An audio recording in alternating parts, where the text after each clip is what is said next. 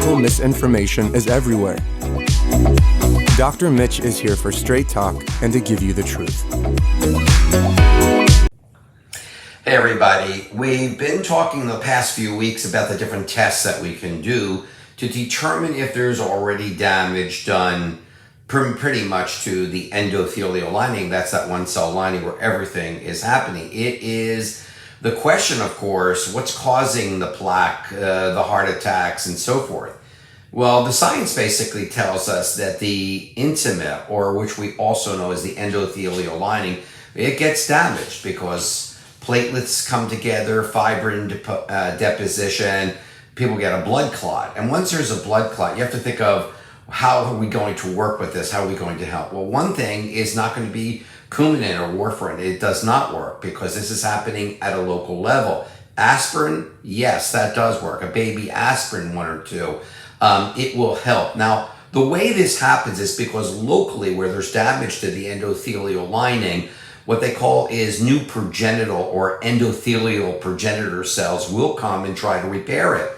And within it, it just ends up encasing a clot because, of course, there's damage. When there's damage, there's some bleedings, and these increased number of these endothelial progenitor cells will increase the plaquing that occurs in the artery. It happens a lot in diabetes, chronic kidney disease, autonomic nervous system disease, age itself, lupus, steroids, smoking.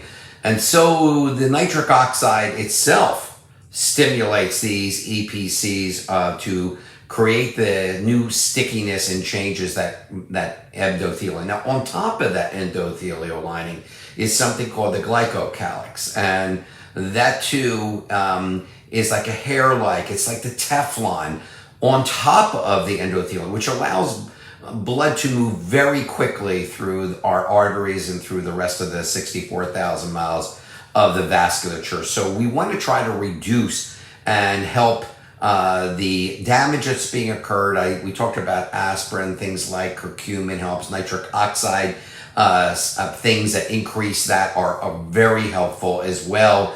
And then I like things like wabane, which is again another topic for a different discussion. It's a phenomenal herb that works very well to help.